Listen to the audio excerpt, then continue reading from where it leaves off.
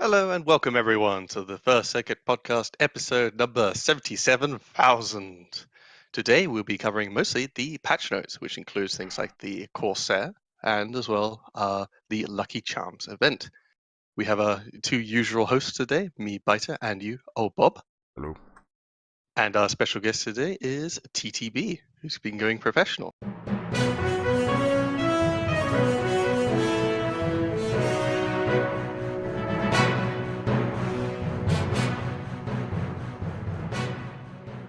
Why don't you tell us a bit about your channel? Thank you, Biter. Thank you for putting me on the spot right there in the beginning. Welcome. Oh, hello, everybody. Thanks for having me today. Well, guys, my name is TTB. I am running a YouTube channel and a Twitch channel focusing on Mechwarrior Online. And the goal of my channel is to basically help people play the game better, understand the game better, and just get more fun out of the game while playing it. So I'm trying to teach them how to build their mechs, trying to teach them how to be a better pilot, and of course with a little bit of focus on boundless aggression and really taking down the enemy, no holds barred. And I'm having a lot of fun doing that. And well, I've got a growing community both on YouTube and on Twitch. And I basically thought to myself, well, you're investing so much time into that right now, so why don't you make it serious? Why don't you see how far you can take this? And that's why I decided, after some long thinking and deep personal introspection, to try and make this full time. And here we are right now. We had an amazing 12-hour live stream just basically last Saturday, and things are looking very good. And people have been very supportive of this move so far. So I'm quite optimistic at this point. Yeah, the MW community is obviously it's a small one, but it's rather passionate. So yeah, it's a tough hill to climb, but I'm sure there's people like Parador and whatnot out there who have also become professional just on mostly MWO. Yeah, it's a very niche group of people, but we all very passionate what we do. We love it too. What kind of hurdles have you found so far? Well, one of the hurdles is, of course, to be able to make daily content. That means you have to play the game a lot. You have to invest a lot of time into researching your content, into making your videos, into editing your videos and commenting on them. So that altogether adds up quite a bit. And then if you combine that with live streams, you end up with roughly 50 to 55-hour weeks, depending on how things go. Wow. So that's a tall order. But on the other side, it's doing something that you love. So it's not that bad. So that, of course, is a challenge, right? People are waiting for their content daily, and you have to deliver your content daily because that's the promise you make to them. So day or night, hell or high water, rain or sunshine, TTB's content must happen. And I've seen your content too. It definitely reflects on how much love and passion you go ahead and do for your videos and your streams and your streams themselves. Very nice, man. Very nice. Well, one key thing I see with you and somewhat also with obviously Baradol is there's some people in the game who just always go out with their favorite mech. Every match they're playing the Hellbringer. But in terms of content creation, that becomes very monotonous very quickly. But particularly after you've decided to take this full time, you're very much open to exploring all the weight categories other than assaults and all the other different weapon systems. And we've had some really good results. Like I think the other day, you first picked up the support Nova. And I think I was surprised to see you have so much fun with it, but it was very good that you were able to splex out into that. Yeah, absolutely. I mean, you have to encompass, or you have to embrace all aspects of the game, right? And I mean, at heart, I'm still very much an assault player. Like this is my A game. This is what got me to the top 300, I think, of the Jarls list at some point. But you got to branch out into other weight classes, and I've been having so much fun, even with light mechs, with the Irby, with the Flea, with medium mechs like the Trebuchet, the Griffin, Vindicator, Vulcan. Like this also, of course, the heavy mech weight class. It has some of the best platforms available. So, long story short, this game is about variety, and you have to branch out into that variety and basically show people interesting and cool ways how to play these mechs. And so it has been a blast. And of course, I've got my viewers that always support me with new builds or new ideas, or ask me questions that then spark new builds. And if that doesn't work, then I can always use my Mechwarrior Online wiki, that's Spider, to try and get some new builds there. Yeah, you certainly have to count on your Lucky Charms in future. And talking of Lucky Charms, shall we move on to the Lucky Charms event? Nice roll around. Is it bad that I've already done the event in 2 days? Oh God. You've done presumably what, phase 1 though? Well, phase 1, yeah. Yeah, because it's another loot bag event where you do X amount of stuff in every match or so. You're earning loot bags. This time, instead of just X amount of match score per match, which meant you have to do in the end, like for the greater requirements, like 100 matches, where all you needed is 50 match score. You needed to just turn up to 100 matches and not completely suck. Like move off the starting line and try and shoot something. Shoot in that general direction. Yeah, this time I do like that they're changing it to just earn 50,000 damage, which is a lot in total, but it's a loot bag every 500. So in a good match, if you do 1,000 damage, you've earned 2 loot bags, and it of course stacks. So it's not even if all you do in a match is 200 damage, you are working towards your final goal. Yeah, I really like this. It's a lot better than an all or nothing scenario. It's basically go sorry, go ahead. Well, like I was going to say, like it's basically just playing the game pretty much, because it does end on March 31st. All these first, second, third, it does end over that time. So over time, you're going to be able to get all the loot bags over time to go ahead and get like your special prize, which is a mech and a paint job. So it's not that bad. Everyone starts freaking out over 50,000 damage, but you have till March 31st to get it. Exactly. It's just a challenge of basically tells you just go play the game. Don't even worry about it. Just go play the game. And I think we've all seen one downside of this event already, which is that a lot of people are, for some reason, choosing their weapon of choice to be LRMs to try and reach that damage goal. But I think we are on agreement that our advice would be just play the game. You don't have to resort to just learning to try and get to that 50k. You will get there. If I'm going for large damage numbers anyway, I wouldn't choose LRM. I would choose streaks. Streaks? Yeah. Streaks do way more damage per ton, and they are a lot more reliable when hitting their target. Oh, yeah, the LRM, British lad who likes streaking. Go figure. Yes. That's how I get all my, I pretend to be a good player, is I just use streaks. And every match I'm pulling 700 damage because, well, they're streaks. They're really good at doing lots and lots of damage. Yeah, it really helps if the missiles have their own little aimbot built into them. Yeah, and you don't need to hold locks or anything like that. You just get the lock, you press the button, and as long as you aren't shooting through a wall, you're good. Or your own again, team. That's you and me, Biter. Like we like to go in and get into range to use those streaks, which is around 300 meters, right? But for people that maybe we can come up with recommendations for people that don't like to get that close or don't feel comfortable getting that close, but don't want to use LRMs because they don't like them or whatever.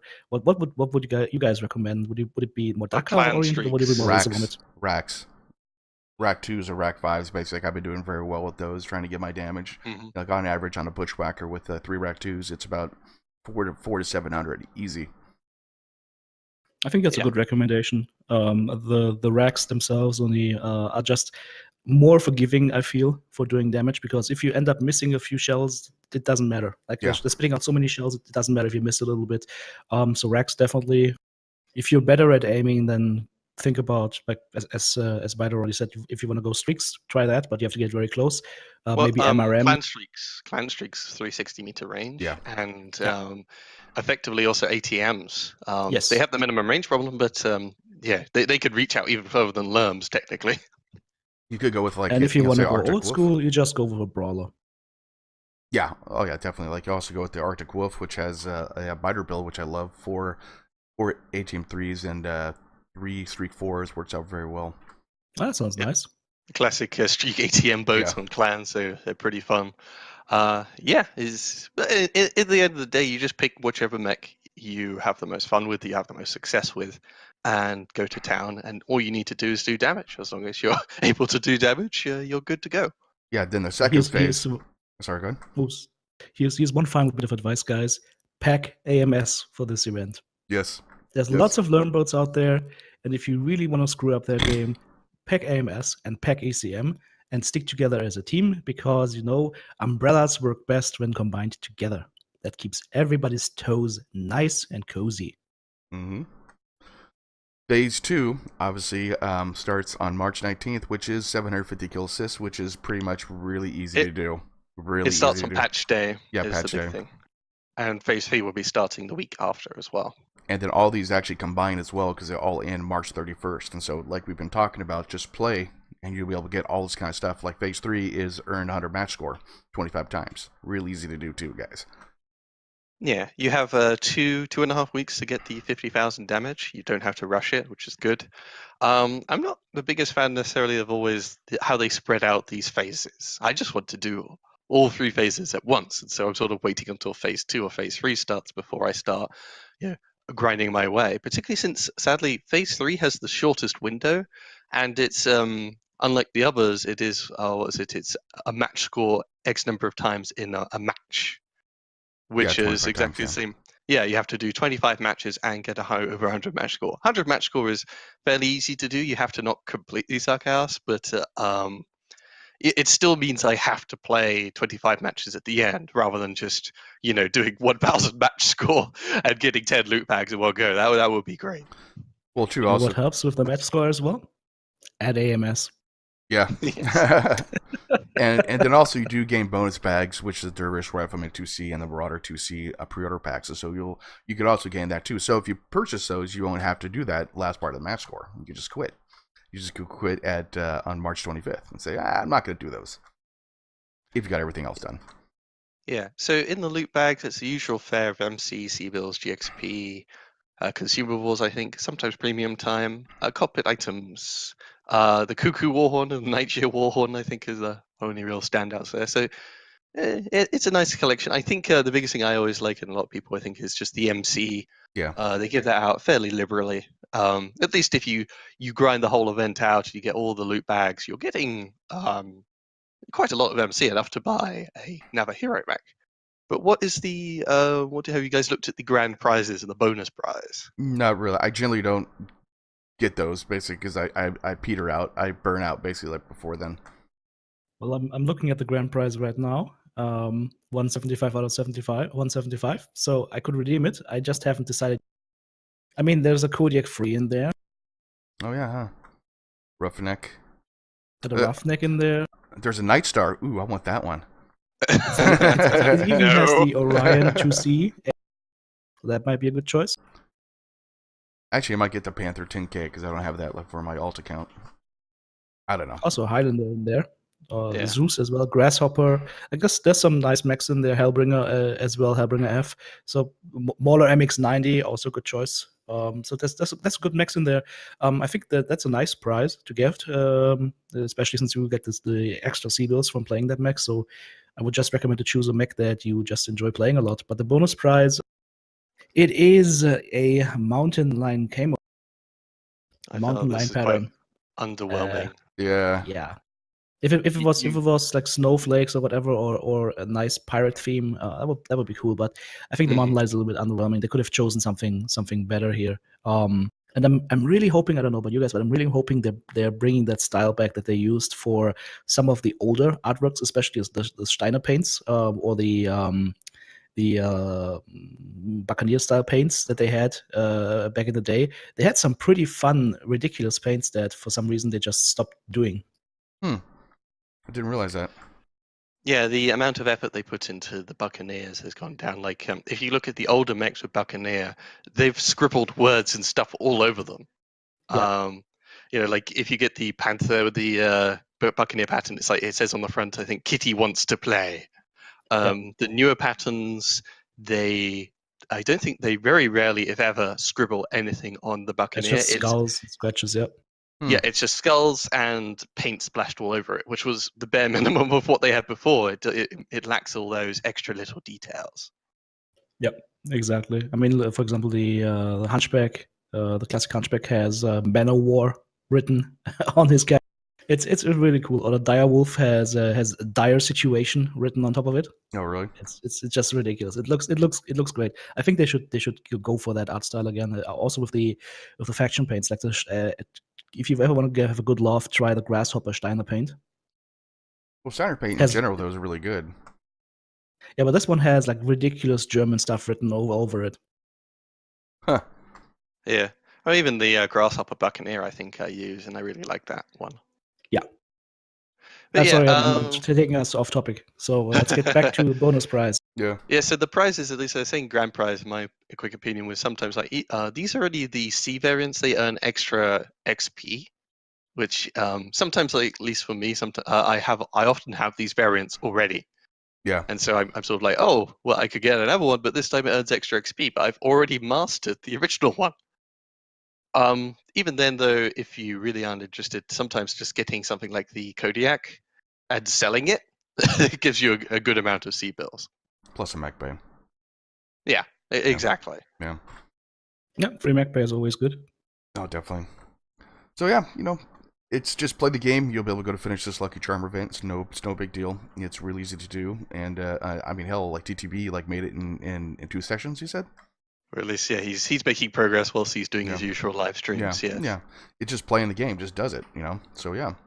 Cool deal. Which is exactly my point. Just guys, just play the game, enjoy the game, sit down together with friends, have some beers, and just play the heck out of the game like you have the most fun with it, and don't worry about the event. It's just gonna come naturally. I can't drink and play at the same time anymore. I've been banned. Well, lucky you. Yeah, My viewers actually sentenced me to drink and play. No. For some reasons, they're getting a giggle out of it. Yeah, everyone gets a giggle like when I drink and play. So next topic is the AMA session. Did anyone actually listen to this? Oh, we covered this before the podcast. No, none of us actually listened to the the AMA session. Do you know if they have this on like a repeat that we could listen to like later on or anything? I'm not aware of. I haven't seen any recordings. There might be some. I just haven't seen them. It'd be interesting if they actually do a recording that we could listen like later on, because certain times I can't do it, man. There's no way I can't listen to this kind of stuff. But yeah, so AMA session, we'll do some research and see if we go find out if there's any recordings for you guys to listen to figure out what's going on with Mechwarrior 5. But it was about the career path and replayability for Mechwarrior 5, so it might be interesting. Go ahead and listen to that. Oh yeah, let's get on to the real meat and potatoes of this week, though, which is the patch notes, and at least to start with, we'd cover the Cosair, which is coming out next Tuesday. I like the mech. I love the design of it, and I love how it's like put together like Frankenstein and stuff like that. But I'm looking at the quirks, and I'm like, wow, this might be a DOA, man. I mean, missile spread 5%. Yeah, that's gonna help. The structural is 2015, 2010. That kind of stuff. It seemed underwhelming for a 95-ton mech to not have a couple quirks based off what they have. Like even the AMS one doesn't have a lot of stuff on it. Yeah, so a bit like with the Night Star, the mech to compete with was the Banshee, and the Banshee has been getting plenty of survival and weapon quirks to help it really stand out. And even then, the Banshee isn't that much of an amazing mech. So the mech to beat is the Banshee in this case. Now, yeah, the survival quirks are somewhat quite on par with the Night Star for the most part. In fact, it could be a little bit below. That right torso, it gets 20 survival every single time, because I think that right torso, you can see hung on the right-hand side, is huge. Yeah. I don't think necessarily, we'll have to see how it plays, but does that extra 5 durability really keep it intact? And that's going to be a big question. When it has the proper arm with the lower actuator and the hand, it gets a 10 extra structure, which is kind of nice. I don't think the arm looks that good as a shield necessarily, but you are paying 2 slots to have this awkward arm that is got a low mounts if anything's mounted in it. Yeah. So it's nice the arm gets survival stuff, but I think that just 10 survival is not worth having the low slung arms. And this is particularly a problem for some mechs like the Corsair 5T. That mech would have lived or died on its quirks, and this thing seems underquirked, the 5T in particular. All it gets is the survival stuff, Yeah. And this one is the one with 3 ballistics in each arm.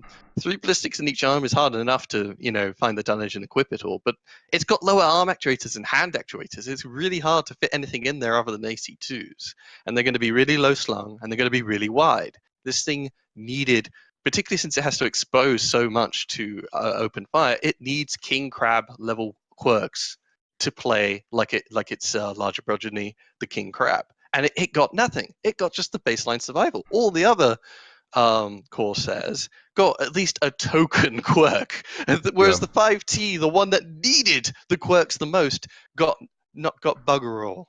Well, I think though that they do this with all different mechs. They underquirk it, and then later on they're gonna modify it. So later on they'll do some, see how it works, see how much everyone complains about it, and then they'll add some more quirks later on. That's what they normally did with the Uzil. They did with a couple other mechs as well. So I don't know, but you're right though. It just, that looks huge compared to a couple other mechs. I mean, I don't know. It's not gonna be a fun mech to play, I guess, on the first day. Well, yeah, I mean, the first day it comes out with the patch notes, we'll get into this. There's going to be Lermageddon and Corsairageddon, which is going to be pandemonium. utter going pandemonium. to look like a Disney movie. There's going to be missiles and rockets shooting through the sky and making all these nice effects, and then you've got Quasimodos running around everywhere, and it's gonna be beautiful magically and a freaking nightmare at the same time. Exactly. I will say, though, a good point on this thing's benefit, and perhaps why it isn't so heavily quirked, is look at all those mounts. If they're not in a low-slung arm, they are really high. They're cockpit level and above, which means this mech will have a good peaking profile, or at least, you can see all the ballistic side torsos on the right torso. That thing is mounted really high. If you can see it, you can shoot it with this mech. Unless you're playing the 5T, in which case you're still busy shoveling snow with your arm. Yep, and that's why that one is the most criminally underquirked mech. It needed to have extra survival or weapon quirks to make it worth exposing, and they gave it nothing. The other ones have 5% heat, 10% range, ballistic cooldown, something to help it, but no. The 5T, if you bought that reinforcement pack, half of it is dead on arrival for some reason. Makes sense, right? If you spend extra money, you need to get the mechs that are DOA right from the get-go. No, but seriously though, it seems extremely underquirked. It's going to be a big mech. It's going to be a wide mech. It's going to run into, we'll have to see how the convergence turns out on this mech. I still have nightmares from the Nightstar convergence. Based on the wide arms and everything. And if you build a mech that is basically that thick and that wide, making it so easy to hit, then it needs to have hitboxes that are very good, so it spreads the damage well when it's twisting. It needs to have the quirks to survive that, and it needs to have offensive quirks to go with that. And last but not least, the hit points, or the hard points, should be at proper areas of the mech, and I think some of them are really good, but especially the 5T, that's gonna be a tough one. Yeah. I mean, you got one high laser mount, and just like the Thunderbolt, with the LRMs, they have it really high.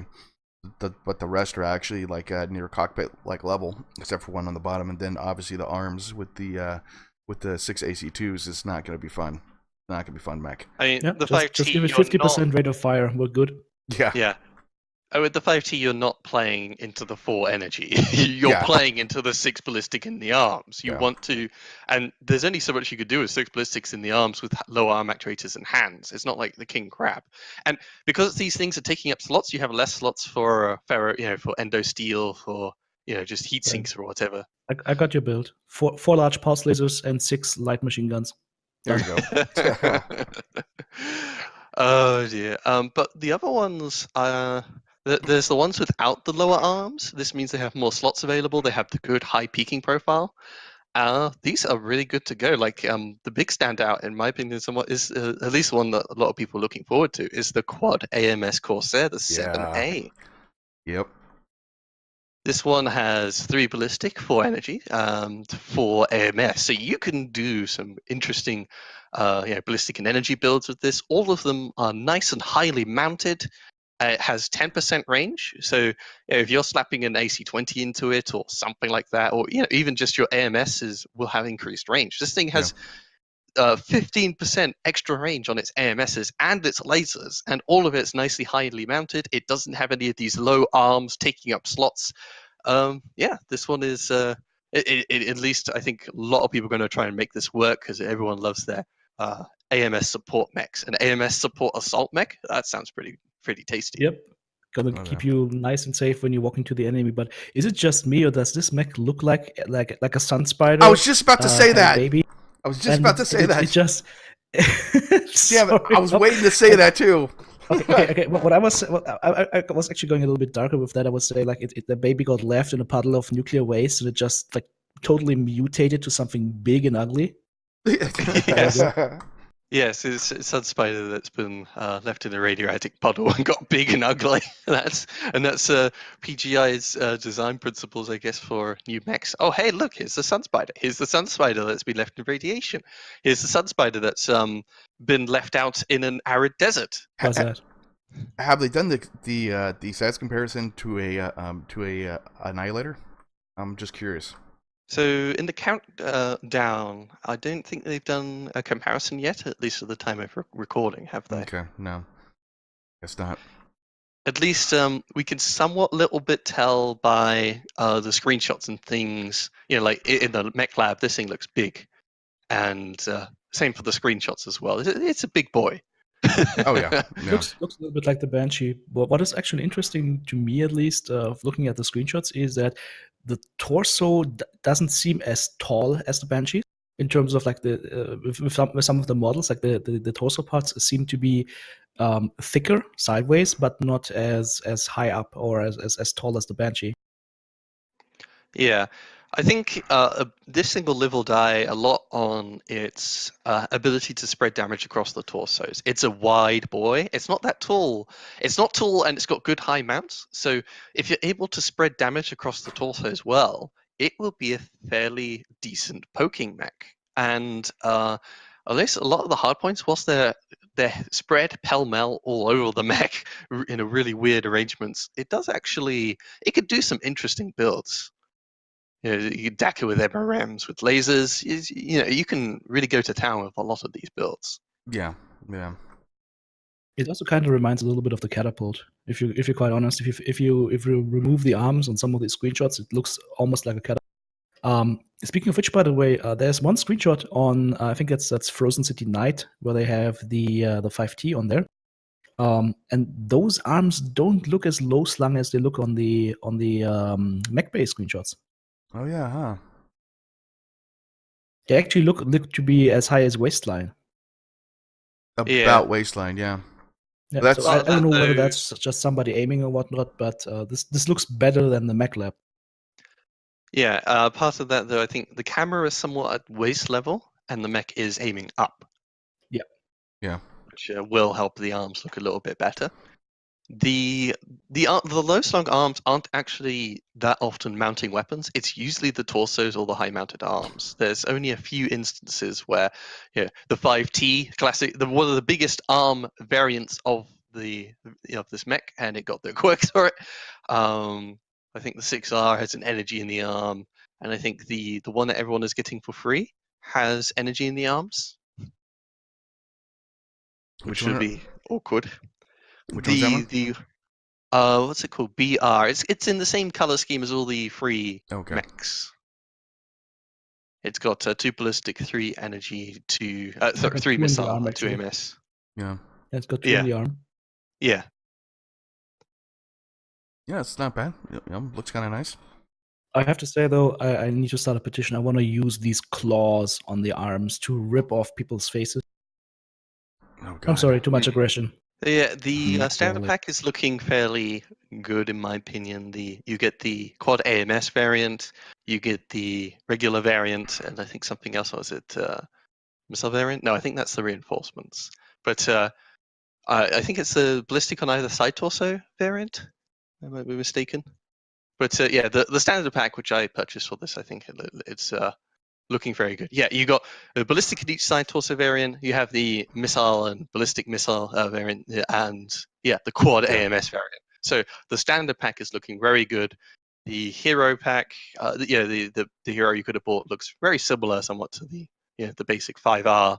And the reinforcements had the poor 5T for some reason, and the one with slightly more missiles. So, yeah, very good value for standard pack, not so much for reinforcements or the hero. If the hero didn't have the arm and have another like torso kind of type of mount, so it had a little bit of symmetry for those two ballistic mounts, it would be amazing. Because then you have 6 energy mounts and then 2 high mounted ballistics. That would be stupid fun. Yeah. That would be the equivalent to the Death Strike for the Inner Sphere. Mm-hmm. Yeah, so to conclude on the Corsair, I feel like it's a bit underquirked, just like the Night Star when it's coming out of the gate. I think it's got a lot of problems with it. I think it will live or die depending on how easy it is to focus components on its torsos. But it has a very good peaking profile and interesting hardpoints. Its agility is okay. And there's like 3 different agility levels across the board, so it gets a bit all over the place. But yeah, this thing has potential. I think it will sit a little below the Banshee or on par with the Banshee, and it will probably sit on top of the Night Star. Most things, if not all mechs, sit on top of the poor Night Star. Poor Night Star. But have you played the Night Star with the UAC20 +1 heat scale limit yet? It is Not stupid yet. fun. No, I haven't. It deletes mechs. Like if you face tank that thing, you're dead very, very quickly. As long as it doesn't jam. As long as it doesn't jam, and as long as people think, oh my god, it's a Night Star, and you need to be afraid because the thing doesn't have enough armor. It's sort of a mech to play. But yeah, I'm looking forward to this. It's gonna contend very hard with my Banshees, which I've been playing a lot lately. So looking forward to see how the Corsair or Quasimodo, how I call him in my head, turns out to be. Mm-hmm. All right, so let's Okay. move on to the patch notes. Wow, that's a big patch note. Lurms, glorious Lurms. Well, first things first here, just at least starting from the top, the big thing is new maps, finally. No, hold on. Weapon retrofits. Maps. Weapon retrofits and bolt-ons. That's the first topic, right? No. Yep, we just usual make fun weapon of it. retrofits and bolt-ons. Now your Night Gear, if you equip an ATM3, it won't look like an SRM4. It'll actually have 3 tubes. Yeah. Wow. If you have a Viper, if you equip LMGs, they'll have a slightly different barrel this time instead of just looking like an MG. HMGs similarly. So, hooray! Yep. Okay, so It yeah, just the means maps. that other departments were tied up in other areas and couldn't work on the more important. But still, it's nice to see some progress here. Yeah. Yeah, it's nice. They're always slowly updating it so that it's always somewhat like there's always over the months there's been people saying, hey, look, I equipped an ATM-12, but it's got 15 tubes. And I'm like, yeah, they didn't have 12 tubes back in the day, so they just use an LRM-15 model. Ah. I was hoping I was firing 15 ATMs. Nope, sorry. It's 12. But still, I think the more apt place for this stuff would be down at the bottom, not the first thing you read. But that's just a minor point of criticism. So yeah, the maps. Right. I'm excited about these maps. Forest Colony was a fun one, actually. That was a very interesting map, which is going to be interesting to see people trying to back up inside the tunnel and just watch all the hate coming from that. It's be interesting to see that because I know I got stuck in that tunnel so many times trying to battle out. Lesson number 1: don't go in the tunnel. Lesson number 1 from the beta guys is very clearly never stop in the tunnel. Because if you've got TTB and his Atlas in there, you don't stop. And if you stop in front of TTB, he will walk through. Yep, yeah. But it is still a fun map, though. It's a very exciting map to go and play on. And I'm glad they're actually bringing something new because the maps, you just kind of just know what's going on all the time. These versions are actually slightly smaller, or a lot smaller than their current counterparts. So we will have faster engagements, and just overall, it's going to be a lot more fun. Yeah. If you want to see a match, by the way, that's played in beta on Forest Colony Winter Classic, head on over to in the announcement that I made on going full time. I actually included a video back from 2013 from that era of me playing an Atlas CDC. It's fun. It's definitely fun. I'm so looking forward to these mechs coming back finally. Same here, actually. I really did enjoy these maps, and they're a lot of fun. Frozen City is a brawl map. It's a complete brawl map. It's a lot of fun to do that one, too. Yeah, I haven't played Forest Colony, but I very much I remember fondly Frozen City, and its removal from the game meant the engagement ranges on average got so much more longer that it was so much more harder to take a brawl mech, with SRMs, AC-20, that kind of thing. And as the engagement ranges have extended and extended, because the maps are so large and it takes so much effort to get your brawler up close. It would be good to see these smaller classic maps come back and make brawling less obsolete than it currently is. Exactly. I mean, I would say like you don't need a map that's larger than 3 clicks apart. Like that's the most you should ever need. And some of these maps are how big? Like Polar Highlands is how many quadrants? Too many. It's huge. Way too many. Point being, smaller maps, in my opinion, make for better gameplay. I'm not saying not have maps that are larger, or not have maps that don't also allow for sniper gameplay, flanking gameplay, and whatnot. But the older maps had more concentrated action, and that was a more fun gameplay. And still, things like PPCs, lasers, whatnot were still viable. So Frozen City Classic, it's gonna be a nice map. The current Frozen City that we have, for example, in my opinion, is a map that is about 40-50% too big to be fun. Or it would be more fun if it was smaller. And sometimes, I take a build on that map, and it's like domination, and somebody has to stand in the circle. No one else is doing it, so I take my mech with something like medium lasers, and no one is within 550 meters. I've just got LRM assaults and AC-2 snipers and whatnot forming a ridgeline above me, and all I could do is huddle by the hill and wait until either my team wins the trading war or their team wins the trading war. And it just feels awful not being able to move closer because there's just so much open space. Yeah. Oh yeah. Especially Frozen City has that big problem with that huge canyon in the middle.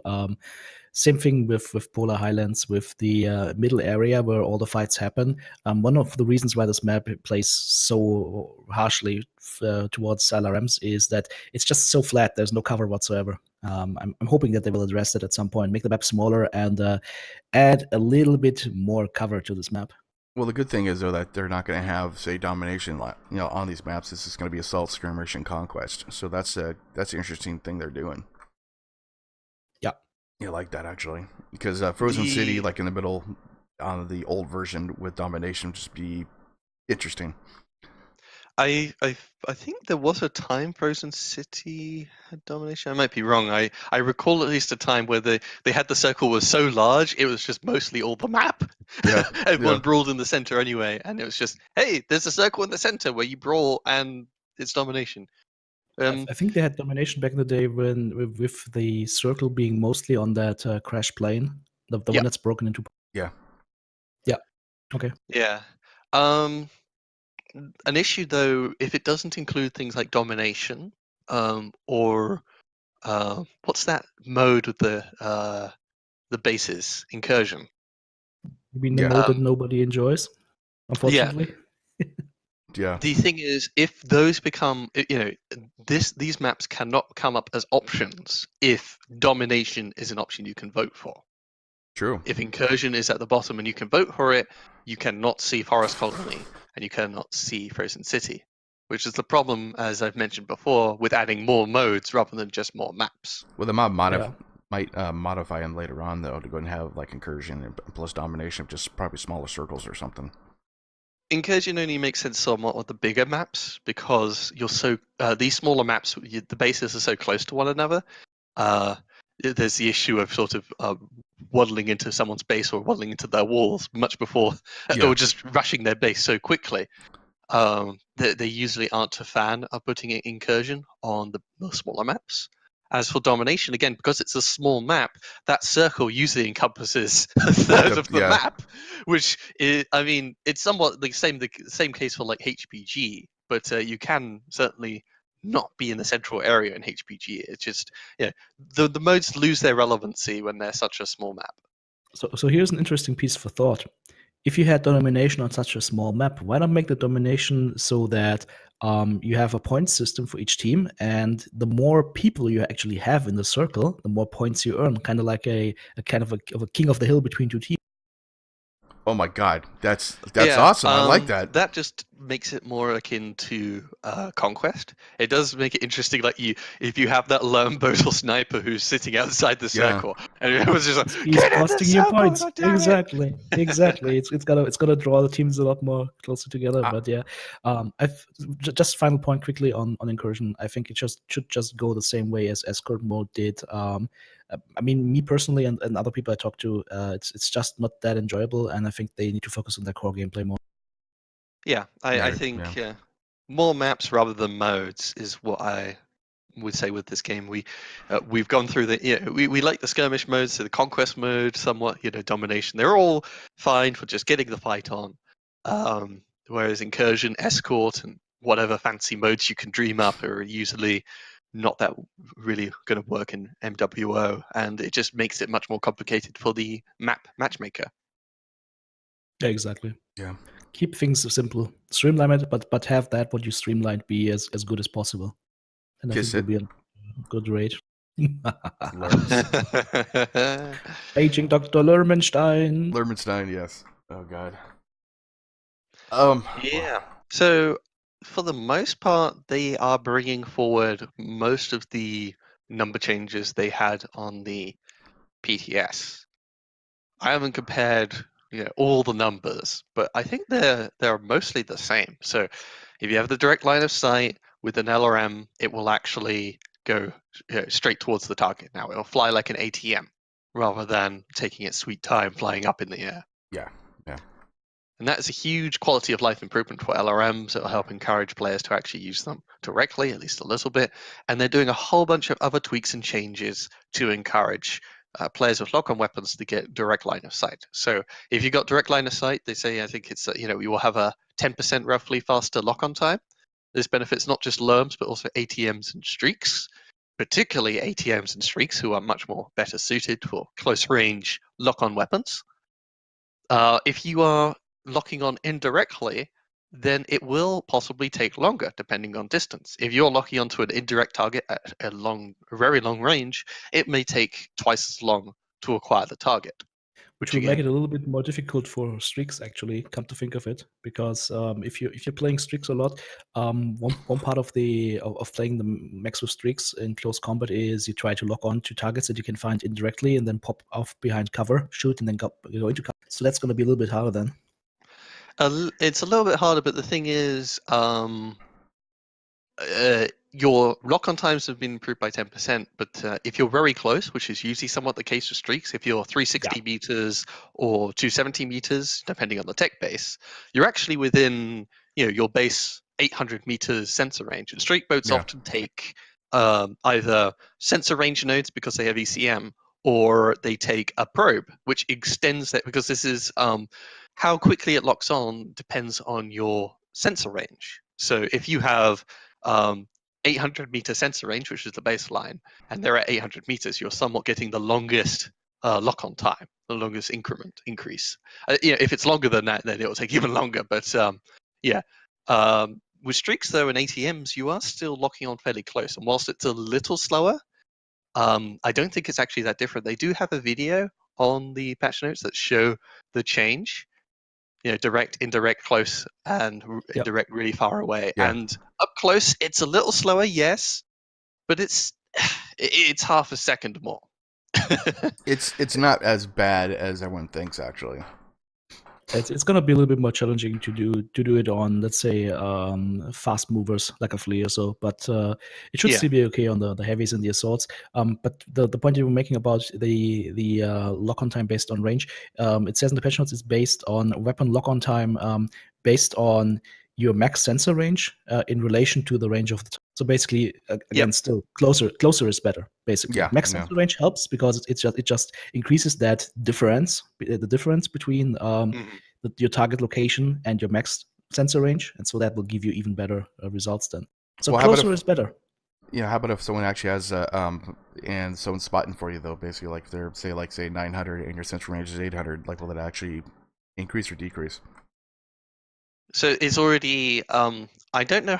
This is the thing. They aren't actually. A lot of these things they aren't giving us the numbers, the pure numbers of, baseline lock-on time is X, and lock-on times, will go down at this pattern, because it is an interesting question of. You get the largest map of the game. Let's say Polar Highlands. I go to the furthest corner, and then we get somebody to lock on to an opponent in the opposite corner. I don't know how far away that is. It's probably 3-4 kilometers away. Yeah. I have 800 meter sensor range. I've taken no upgrades. I've got no probes, anything like that. Because an ally is locked onto it, though, I can start acquiring a lock. How long does it take? How have they done the calculation? Because it has to eventually lock on at some point. Yeah. That might be the most hilariously long lock on of all time. This should be worth some experimentation. They also removed all the lock-on boosters, as far as I could tell. The only lock-on boost time that you get right now is the range to target, of course, but also most importantly the direct line of sight. Right. And if you look at the changes they made to tag and narc, that they are definitely going for direct line of sight or having a teammate paint the target for you with tag. Narc's not gonna have that effect anymore. Yep. Yeah, they're nerf narc. Interesting. It's a good and bad change at the same time. I think for people that get learned to hell all the time, especially when they're getting narked and having a hard time with that, it's going to be a better quality of life, because you will be on the radar and you will get locked on, but you'll have a little bit more time to react now, because narc fire is treated as indirect. So if you don't have line of sight on the target, you will still have to acquire your lock over a little bit of time, giving you that like 1 or 2 seconds more that you could need to get into cover before the sky darkens in a 300 style rain of LRM barrages. So, the only problem, at least for puggies in regards to being narked, is that it's very subtle when you get narked. It doesn't say say incoming missile or you have been narked, in a very obvious audio cue. It's just sort of a little red narc thing appears in the corner of your screen. And most people, they only find out they've been narked after the missiles start raining in, at which point the narc is, providing its full benefit. Now the Why are these missiles all hitting me? Why don't they lose lock? I'm in cover, for crying out loud. Why? Oh, right, narc. Yeah, no, narc. Now the narc only actually adds 20% spread, right? Or it takes away like 20% spread. Something like that. I don't. There's a lot of weird interactions, because also. Yeah, because there's also a question of Artemis, but I think Artemis only works if you have direct line of sight. I think they changed that a while ago, didn't they? I don't know. They should actually update this kind of stuff. Is anybody still using Artemis at this point in time? Some people, for some reason, like taking the classic LRM5s with Artemis and SRM2s with Artemis builds. There's weirdos out there for some reason who do that. So, yeah, I don't. It's a rework at this point then. But I think that will come once they've seen the data from the live servers with regards to how the new LRM changes affect. Direct line of sight for tag. So tag and narc only add 20%, or like negative 20% spread, because it doesn't add for the lock-on time. No, actually, it makes it into a direct line of sight then. You only have the penalty to lock-on time if it counts as indirect. So a funny thing is, my case of Polar Highlands, where we're in opposite corners and somebody gets a lock for me, it could take me 10 seconds to lock on, but then the other person on the other side of the map just sort of puts a little red dot on him, and it locks on in a second instead. No changes. For the most part, narc and tag are very niche weapons, particularly after they hugely nerfed narc. Tag was mostly only really used for its own, to acquire your own locks, and I think that is going to remain the case. Narc still, funnily enough, after nerfing narc because it was too good in team play scenarios, narc became a weapon that was only useful in team play scenarios, and that will still mostly remain the case. Though, who knows, at least if you're doing an LRM team, there is a lot more reason to take tag finally, I guess. Woo. Yep, just get that boost for your teammates. Mm-hmm. There's a whole bunch of other weapon changes velocity for ATMs and LRMs have increased a bit. This means, if you're direct line of sight, you're within 200, 300 meters or whatever, you lock on, you fire, your missiles are getting to target very quickly. It's going to be a lot harder to dodge behind a wall or get into cover against these missile weapons. There's other things like increasing the spread if you have direct line of sight, or making the spread tighter if you've got direct line of sight, and making the spread more wider if you have indirect line of sight. That's all very good. For the most part, though, as I've described in previous podcasts, it doesn't really matter too much, in my opinion. Often with these kind of weapons, you're planning to take every hit point they have, and having a tighter or wider spread usually doesn't actually make that much of a difference. Not that much, but people think it does. I think I think what's going to make the biggest difference here is the direct line of fire behavior that the LRMs will get, that we've already talked about earlier. Think about HPG, for example, where if you take the top, which a lot of people don't like to do for some reason because it puts them in line of fire, but the added benefit of taking top is that you couldn't get LRM'd before because you had a roof above your head. Yep. Now, these LRMs will hit you because now you can shoot them in from the side at an angle, and they will hit. If you're just that's very interesting. If you're just at the top of the ramp, like just a little bit below, and you have a very high light profile for your LRMs, you'll be able to hit them now. All you got to do is just kind of go up a little bit, get a line of sight, boom, and that's it. Yep. So yeah, definitely, that's be a problem. Yep, people can LRM you just like they can ATM you at the top, which would be a huge pain in the ass. But only if they're direct fire. You are still safe from somebody popping your UAV and the LRM boat sitting miles in the back, starting to rain fire down on top, because you still have a roof to prevent, indirect fire from reaching you. So it only benefits if the LRM boat is actually trying to shoot you like a regular mech. Yeah. It's going to benefit people that play LRMs aggressively, and it's going to penalize people that just like to sit back at 1,000 meters and LRM. And that's, I think, is a good thing, because LRMs should be an active playstyle, not to sit around and be a turret playstyle. Well, that was the biggest thing about LRMs was people weren't, quote, shared armor, and so this will actually make it so people will want to share armor to get into the fight, basically, like between 300 and 500 meters.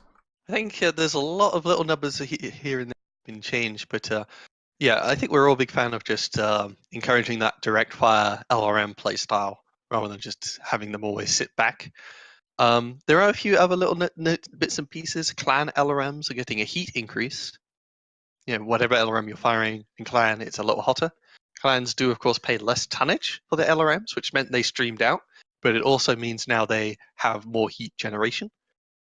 I think the Clan LRMs were fairly cool in the first place. Like, they didn't usually have too many problems with heat gen unless you went crazy. So this is a fine change. It may force a Clan LRM mech to slow down a little bit more often, which is fine. Which is actually interesting, because I'm more a fan of the inner sphere LRMs, because they hit in a big volley as opposed to the stream of the LRMs from the clans, because you can partially dodge an LRM clan stream with building or whatnot, but it's not that easy to do with inner sphere LRMs. They hit like a truck. Yep. Mm-hmm. One big hit. And the heat penalty actually went up for a lot of different things as well too, especially the clans for having multiple launchers, so that might be a problem. No, it's only LRM5s and 10s. All the heat penalties have gone up. So if you're trying to fire 3 LRM20s together, that becomes a real problem. But they've also increased the ghost heat limit for the smaller launchers, LRM5s and LRM10s. So before you could fire only 2 LRM10s together, I think, and now you could fire 3 together. Ooh. And LRM5s. Just take 220s, right? Yeah. Well, that's the interesting thing with this patch, and perhaps we should get into it, is there changes to missile health things. Oh, God. They're trying to encourage smaller launches. You're able to fire more LRM5s or LRM10s together now. No. Missiles, the larger the launcher, the less health they have. It's a little bit of a weird change for me personally. especially since you guys know me. I like to use high impact weapons, and LRM5 is not a high impact weapon. LRM5 is a minor annoyance weapon, and so I I don't think that it makes sense for these to have health increased and basically have a better chance to hit their target. It's basically what they're trying to do with this, in my opinion, is they're trying to ensure that some players will still equip these weapons because at least some of those missiles will go through. Well, yes, it's Whereas AMS. otherwise, you would just go into quad AMS Corsair and he's just laughing at you, which is how it should be. Well, yeah, basically, like I know, like after they upped the AMS for a bunch of different things for the ranges, I believe a long time ago, no one used like Learn Fives. Everyone laughed at them if they used Learn Fives because AMS would just blow it out of the water, and so no one really uses that kind of stuff. And so now they wanted to go and increase the health for some reason to make sure at least something gets through, because that weapon system probably was not being used according to their data based off those, based off like AMS. And I know from like AMS perspective, because I love playing a support mech, I as soon as I saw they have a Learn 5 launcher, I just said whatever, Yeah, so I think the biggest thing I would say about this to start with is we really need numbers, because we do not have any idea how big of a change this is. Like you could sort of have the situation like it's saying it's all launchers as well. This isn't just affecting your LRMs, it's also affecting SRMs. Like, particularly someone who like using streaks. Let's just say Streak 6 ammo has half the hit points of Streak 2 ammo. Does that suddenly mean I have to switch all my Streak 6 missiles, my Streak 6 mechs to Streak 2 mechs? Because Streak 2 mechs are somehow, got these godly missiles that won't die? I don't think it's my guess is, though, particularly with the larger number of missiles out there, it's sort of like, let's say you fire an LRM5 volley and the AMS is going to shoot down, 2 missiles. Just something, very rough numbers here. Even if LRM20 has half the hit points, each missile, that means the AMS shoots down 4 missiles. You're still hitting with LRM16. Yeah. So in the end, at least, because you are firing so few missiles with these smaller launchers, you need to have ridiculous more hit points for them to actually get through. Because let's say you have the same situation again. LRM missiles have half the hit points of LRM 20 has half the hit points of LRM 5. You shoot down 10 missiles on the approach. Well, that means it shoots down the LRM 5 volley. Yeah. Yeah, exactly. That's what I said. They need to put that in, otherwise those weapons will just not get used anymore. Bob also jumped on that as well. It's just, yeah. I mean, personally, I don't enjoy using weapons like LRM5s because it's literally like beating somebody to death with a rubber foam stick. It just takes. But for people who like to use it for whatever reason, at least they will see some stuff getting through, but it's not going to do any damage. You're going to do 1 damage, 2 damage, 3 damage, or whatever through an AMS. But yeah, Yeah. I think Bido's on the right track here with saying that without numbers, it's just speculation at this point. Well, sounds like we got to jump on the testing ground and go and test this, like after the patch. We have to just wait and see how it all plays out. I think for the most part, though, what we're talking about is an AMS will shoot down, 4 missiles with an LRM5 and maybe 5 missiles with an LRM10, LRM15, LRM20. It's probably going to be only 1 or 2 extra missiles shot down for the larger volley. That's my guess. But who knows? we don't have the numbers. Maybe, as I said, Streak 2 missiles are god missiles. They have 5,000 hit points, whereas Streak 6 missiles, they have 1 hit point. They instantly evaporate. But I really doubt that's what's going on. Well, like I think it's just a band-aid to fix it. Basically, I had to justify something for the weapon system to be used based off of like AMS. So it's just like, okay, well, we have to do something, so let's make them just have more. They're bigger, fatter missiles for some strange reason, going from the same magazine of LRMs. If you have like LRM 20 and like a LRM 5 for some reason, but it's different magazines. I don't know. Who knows? I would say this. I think I really like their direction with LRMs in the past, which was people were spamming the tiny launchers because they were the most tonnage efficient and just as heat efficient as the other ones. So just take Illusphere Tech, for example. An LRM5 weighs 2 tons. An LRM10 weighs 5 tons. You're paying an extra ton for some reason. Why take an LRM 10 when you could just take 2 LRM 5s? Well, the answer was the LRM 10 has better heat efficiency. It has more missiles in the volley, etc. And that's particularly the case with LRM 20. That should be weighing 8 tons, but it weighs 10. You're paying 2 extra tons for what? A slower fire rate? Hooray! Slower fire rate.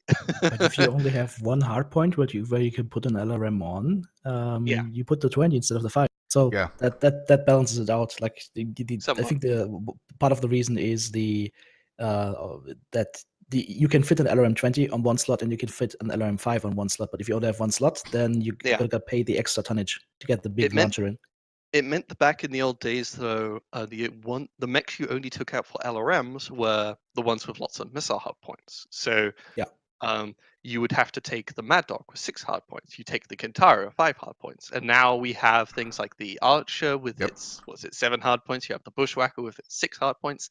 There's mechs out there in the game with lots of missile hard points that if you make LRMs 5s too strong, they become the new LRM mechs, because they're able to spam the rapid fire, heat efficient, etc., tonnage efficient weapons. Whereas whilst LRM 20, it doesn't take many missile hard points, it wastes lots of extra tonnage for no real benefit. In fact, it fires slower. And who would forget the classic Atlas DDC ECM LRM 20 triple? Yeah. So yeah, I am not a big fan of the health changes to the missiles. I think it's nice and simple when all the missiles have the same number of hit points, and you're not trying to figure out which missile systems are most effective to combine to get through AMS. And PGI's reasoning is, we want to make AMS always a soft counter. But as TTP said earlier, it's an umbrella. If everyone takes one, you actually stop the rain entirely with AMS systems. That is just a fact of life with AMS. It stops missiles in their tracks. And there's no really getting around that. And this kind of change, I think it pushes it in the wrong direction. Yep, that's my fear as well. I will see. Ultimately, it's we're gonna have to test that for some time and see how it feels. Like literally see how it feels. Oh, I'm gonna test it because I love like AMS. I love AMS. So yeah, I'll be doing this like crazy next week. Yeah, I'll talk about AMS a bit more when we get onto the changes to AMS and AMS quirked mechs. Whilst larger volleys have less hit points, AMS is getting roughly a 15% range buff. So instead of 165 meters, it now has a range of 190 meters, which means AMS covers a lot more of the area, because this is just range, it's distance out from your mech. Yeah. The area covered by it is obviously that increase squared, and the volume increased, so missiles in the air above you, is cubed. So you've got 15%, it's like 30-45% increase to volume or whatever. Yep. That is a pretty good buff to AMS, but the downside is a large number of mechs with AMS quirks are getting their quirks gutted almost entirely. I'm kind of sad about this because the Nova S is one of my favorite mechs to use for a umbrella, and they're getting it nerfed, I think, by half. Correct? More than that. It was 30. The Nova, so the Nova was able to take 3 AMS hardpoints. Each had 10% rate of fire, which stacked to 30% rate of fire increase, which meant it had effectively 3.9 AMS. It was almost as good as a quad AMS mech. It was crazy. I know, Oldbob, you've had lots of fun with that mech. It's your go-to mech when there's ever, LRMs become too much of a problem. I think TTB, you played it recently as well and had a lot of fun as well. I played it in my last stream and it was great. But on the flip side, though, it's still gonna have the 3 hardpoints for AMS. So even if you take the quirks away, it's still gonna be a 3 AMS mech, and it's still going to be very viable against missiles, in my opinion. Yeah, it just loses that extra invisible AMS worth of potency, which really made it amazing. And this is actually a thing I don't particularly agree with in PGI's opinion about AMS being a soft counter. If every single mech took AMS, all 12 people were huddled together, it's going to be really hard to get through it, no matter what, no matter the quirks. But people didn't do that. The only time AMS was taken was really on the Nova and the Kitfox. People really liked being that support mech, being that shield. And part of that, at least, was these mechs actually had some nice quirks for it. I mean, the only other exception perhaps would be the Piranha with 4 AMS, but that was a lot rarer than Kitfox and Nova. And I think this nerf just sort of removes a small little fun component of the game. It was fun, like if you had a group, your group forming a team, and one person says, "I'm going to be the AMS Kitbox," and you give them a pat on the back. You say, "Well done, you're being a team player." Well, now they're dedicating a mech to being a support mech is, I mean, the range is increased. That is good, but Yeah. the actual number of AMS that they're bringing to the table is not as potent as it was before. But with the range increase, that might mean that it might still be as effective as before. We don't have the numbers. I think Yeah. one point that I would like to make with support builds, and I think it's a very important point. People should not use support builds as an excuse for then not doing damage or not sharing armor. Of course. That's a big problem that I always see when in quick play people say, "Oh, I'm in a support build, so my role is just to support, and everything else doesn't matter." No, it still means you gotta pull your weight. So gotta be careful with that. Keep Yeah. the right mindset going. The thing about increased range is it only increases the area of which you have an effect, but it doesn't necessarily like a way to put it is, imagine if there's just a stream of missiles coming towards you. The range helps you engage that missile volley quickly, but in the end, it doesn't really matter how long your range is because it's just missiles coming one after another after another. At that point, all that matters is the number of AMS, the number of shots you're putting out there to shoot down the missiles. Yeah. So, Very good. yeah, so the range helps with the average potency if everyone was taking AMS, but the fact is, not everyone is taking AMS. And whilst that means your bubble is not, you'll protect more people, it doesn't mean you protect them as well. And that was what people really liked about taking these AMS shield mechs, was that they were protecting people effectively, not that they were protecting a larger area ineffectively. It depends, of course, on the amount of missiles that are coming your way. Because as I said, there's different ways that people can shoot LRMs. There's huge volleys. There's like streams or whatever, and there can be just one set of LRMs coming your way, and then nothing for a period of. It depends on the amount of missiles that are coming your way. But yes, absolutely, you're right in the point that you make when you say it's gonna lower the effectiveness of that game style a little bit, which in my book is okay. Because it's going to entice more people to just slap one AMS in that one AMS slot that you have on your mech, if you happen to have one. And but on the other side, yeah, it takes away that one special role that these mechs had. So if they're losing these AMS quirks, what are they getting for it? Like what then is the icing on the cake for those mechs, right? Yeah, basically, what's the point of taking them if they're actually going to be nerfed a little bit more to go and provide the support that the team needs? Yeah. Yeah. AMS is always an AMS. So go ahead. Yeah, AMS is always a funny proposition because there's those games. I take triple AMS Nova. All right, I'm going to protect the team. I've got my own dome, and at the end of the match, I have fired 200 rounds of AMS. Why? Because all they did was try and shoot SRM volley. Yeah. Or something like that. Like there was no LRMs. So sometimes, particularly with the AMS mechs where you put a lot into AMS ammo and the AMSs themselves, and there's no LRMs, you have just invested a lot into a gimmick that didn't have any impact on the game. And you're hampering your own mech in the process. I mean, if you take the weight of 3 AMSs plus 3 tons of ammo, that's 4.5 tons of ammo, 4.5 tons worth of stuff. That's 4.5. And for example, especially with that Nova that we were talking about, you really feel the difference. Like if you run the Nova like that with the 3 AMSs and let's say 6 medium lasers, 6 EM mediums, it's really hard to play that in terms of damage over time because it generates so much heat. So you're sacrificing quite a lot to be able to be that shield for your team. And if you're removing the crooks, then it needs to get other crooks to help with that, right? Yeah. Like I would say, like with my Nova, I probably about 20% of the games I do really well and knocked out, between 13 to like 2,000 round, LRMs.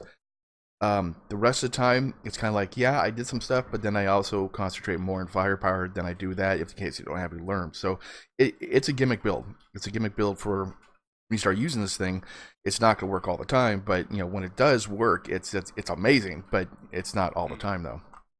It's Yeah, I just usually a feel mech I see it brought out, when you're in a group queue and you die to a team of LRMs, and everyone's just like, okay, everyone, bring your AMS mechs. Yeah.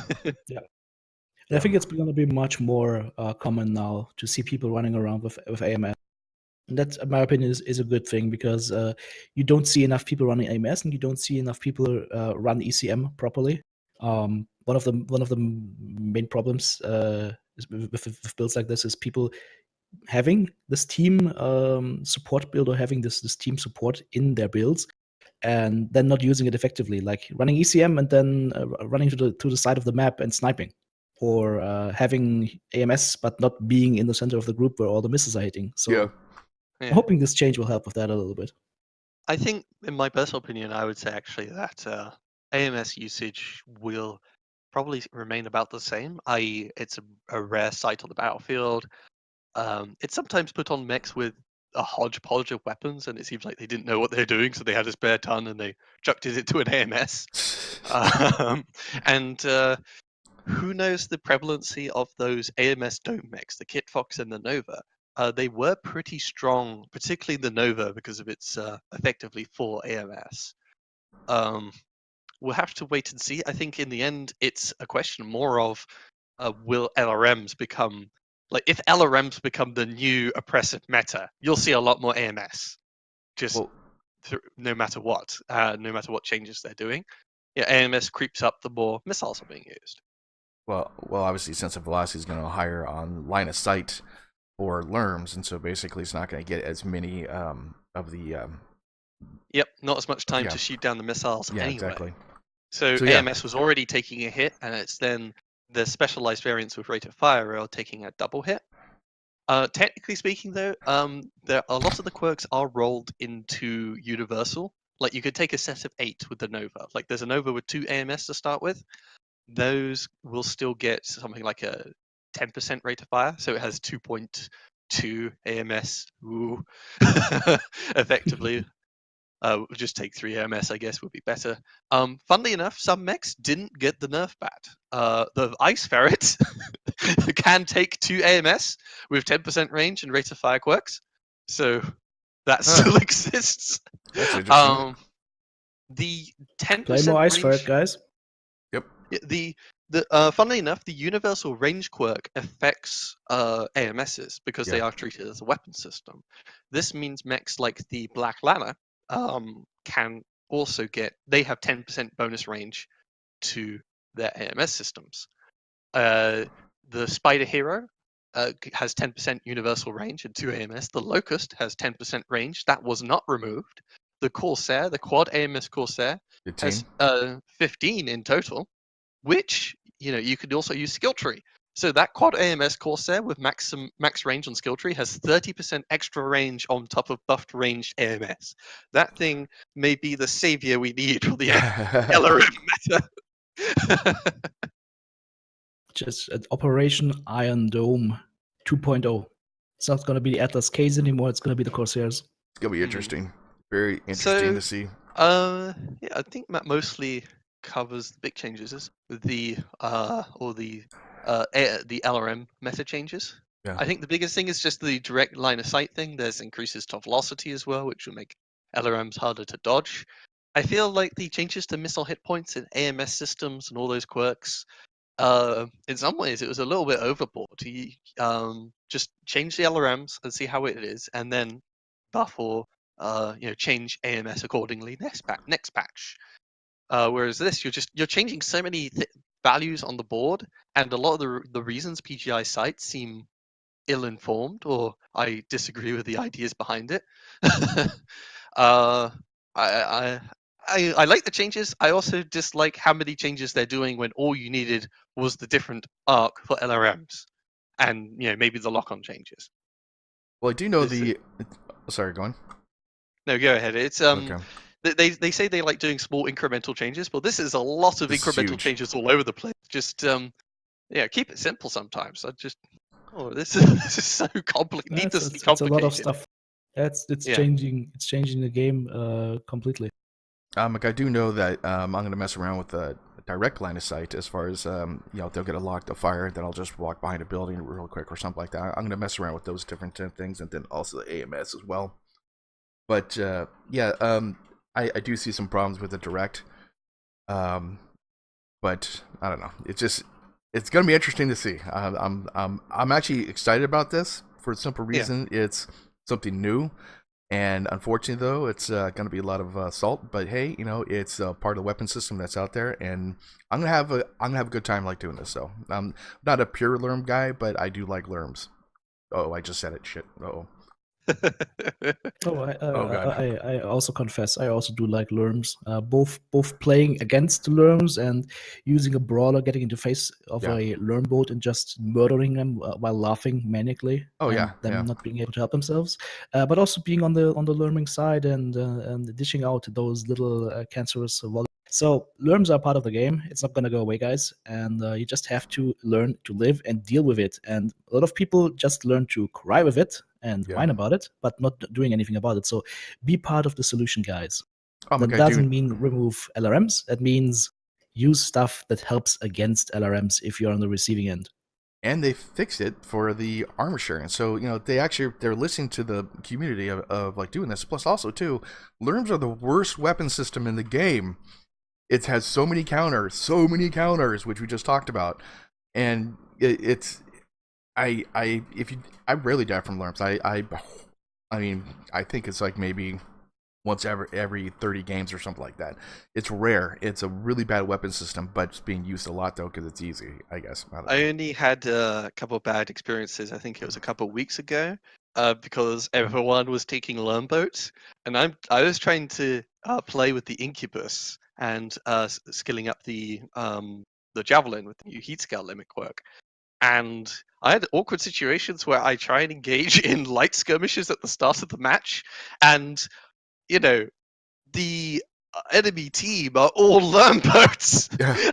I just have death raining upon me, and I had two matches where, one in particular where I just got deleted off the map because they had like 6 LRM boats who all locked onto me, fired an alpha strike. I was behind the mountain, but it's an unskilled mech. I don't have radar deprivation, and I bumped into a teammate, and I tried to run around him, and then I just get hit in the back by 6 LRM boats all firing their alphas at me.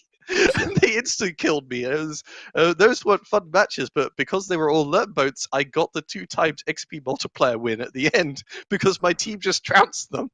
It still didn't feel good getting deleted.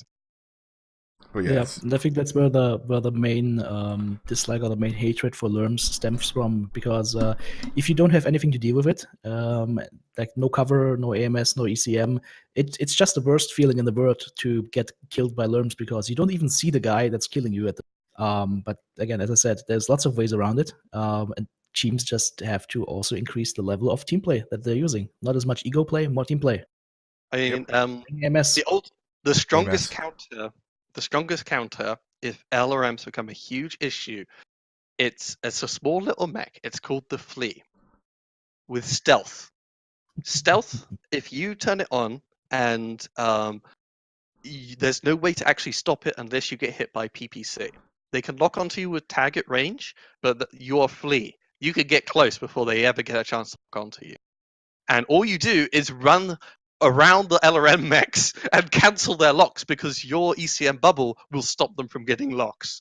And that's all you need to do. If both teams are full of LRM boats, the team with the stealth Flea can just stop the other team from locking on, pop a UAV, and win the entire match that way.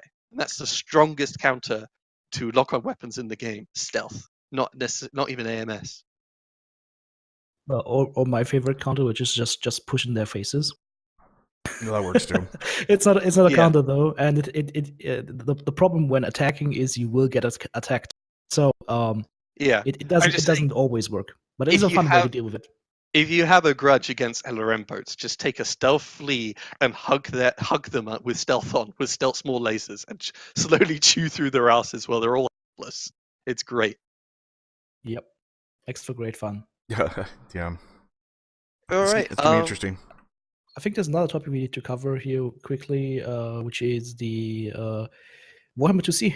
So yeah, the Boy got a Warhammer little bit thicker. 2C on launch was quite a bit, very teeny. Like he made the regular Warhammer look kind of big, despite being supposedly 10 times heavier. So the Warhammer 2C has got a rescale. It's got larger, and they're also giving it a whole bunch of armor quirks and a little bit more weapon quirks to try and balance it out. Yep, which I'm a real fan of because I, for one, like the Warhammer 2C. I think it's a really nice mech. Especially if you can run it with a lot of speed. It's just fun to play, and I'm getting a lot of fun out of the Warhammer. Yeah, I like that. The Hatamoto Chi was a little bit of an underperformer, as to somewhat be expected, and it's also getting a whole bunch of survival stuff across the board for those who are still trying to use that poor thing. Well, just like we talked about. I will. And just like we talked about before, is that they'll take the notes, find out what's happening, and then up or decrease quirks depending on if it's doing well or not. So that's what they're doing. Also, there are, as usual now, it seems, a whole bunch of new heat scale limit mech quirks. This time the Hellspawn, funnily enough, at least this Hellspawn, the AP, has really come into its own as an LRM5 boat. Before it could only fire 3 LRM5s together, it had to do a group of 3 and then a group of 2, so to speak. Now, though, the base level you can fire is 4 together, and it has a heat scale limit of +1 for LRM5, so it can fire LRM25 together. Woo!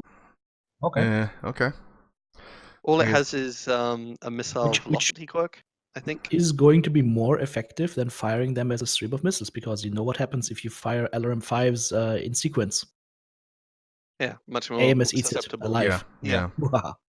Well, probably not after this patch, though, because they're big fat missiles now. Yeah. Yeah, it will be more immune to AMS than other launchers. Yeah. So, hey, the 8P was not a greater mech, and they did give it as a reward, and I felt sorry for all the people trying to make it work, particularly since the ECM variants are much more superior, because apparently ECM wasn't enough of a benefit, they also got the best quirks. Unless they're the hero. I don't know why people get the hero. The Uziel hero, the Belial, I think, has got a light PPC heat scale limit quirk +1. So it can fire 4 light PPCs together. Please don't. For PPCs. people who's losing light PPCs, right? Yeah. Please don't. It's like Gauss. It's like, who is using it, right? Yeah. Yeah, it's a bad weapon system, even with this quirk. Just use medium lasers, guys. It's a third of the tonnage. So what about the Timberwolf then? So this is a set of 8 quirk. You have to have the Timberwolf D, and you have to use it with all set omnipods. I kind of like it. It is a bit a nuisance when sometimes I just want to run a streak Timmy, and I have to fire 3 in 1, or just fire 4 and get the ghost heat. But you have to own the Timberwolf D, which I don't. That's okay. You can fire streak 24 all at once. Woo! Yep, that's something I'm going to try out, definitely. Yeah, the problem, at least for clan streaks, is they're usually better suited to just the medium weight categories. The Arctic Wolf, the Stormcrow. The Stormcrow can do 5 streak 6s and go at a faster pace than the Timberwolf. So why are you taking all that extra tonnage and armor? It just doesn't really fit. And the same with the Arctic Wolf. You could fit like 4 streak 6s, just like the Timberwolf, and you go faster under ECM. But it looks cool. It looks cool, man. Who knows? It might be a Tibby build I would actually bother running, but I still feel, the mediums just have it outclassed. True. I mean, all I got is a the prime. clans don't have a equivalent of the Cyclops. Thank you. Go full on streak mode. Yeah. I've shown plenty of that around with Oldbob. The streak Cyclops is a very different beast from. I mean, Inner Streaks are so different from clan streaks. Yeah, fire rate is just much higher, right? I mean, the range is lower, but the fire rate is just what makes it or breaks it. Yeah. Though you do get funny situations like the Black Lana with its 10% range means it can have super long-ranged streaks, 450 meters or so range streak missiles. Most people aren't used to that. It's hilarious, and I think that more or less covers it. Patch notes. Yeah, it's gonna be interesting to see next couple weeks and see what's going on with LRMs and see how people use them. I'm gonna have fun with it. I'm gonna have fun testing it and finding out what the best AMS mech is. But we'll see. I hope the quad AMS Corsair has a decent build that works in the game. Yeah. Because that one might be our Lord and Savior against Lermageddon. That's PGI trying to rain down upon us. Our Lord and Savior. Bring us the Corsair. Take down the missiles. Yeah. I mean, the ultimate I've talked about before is you can do teams of quad AMS Corsair and quad AMS Rana for the ultimate Iron Dome. Oh God, yeah. Like you could do four Corsairs and 4 Piranhas. What's that? It's 8 and then a bunch of Novas. Missiles denied. 32 AMS. Yeah. That would totally nerf any Lernbo period. And then you make a video and the first scene reads, "We are the shield that guards the realms of men." Well, because it's a team of 8, you guard the 4 people who have actual weapon systems because they haven't invested so heavily in AMS. Yeah. Well, the Corsair doesn't have to, right? But the Piranha basically guts himself when he goes into AMS. Yeah, more or less. You could take an MG loadout with only like a couple tons of ammo and finish off kills, or you can do something like 3 heavy medium lasers or something, and try really hard to slowly scratch you to death. All right. Well, this is certainly it's an interesting patch, to say the least. The Corsairs coming out, the LRMs are out, the Brawl maps are coming back. This is in the end, I'm quite pleased about this patch. It's really shaking things up. Yeah, definitely. That's what PGI actually needs, is to shake things up with new maps. I'm just so sad that my single AMS Warhawk has lost that 5% rate of fire quirk. It was too strong. What are you gonna do, man? What are you gonna do? Well, hand that man a tissue. That adder with the single AMS, it had a 10% rate of fire quirk, and now it's gone. Press F to pay respects. Yes, press F to pay respect, guys. So, all right. Well, thanks everyone for watching the First Second Podcast, episode number 77,000. Bye. I picked a good number then. Yes, you did. 77,000. Tonight we had Biter, Blarg, Oldbob, hey, and TTB. Yeah, what? There you go. And see you guys later. Have a good night, and thank you for watching. I'll see you on the battlefield.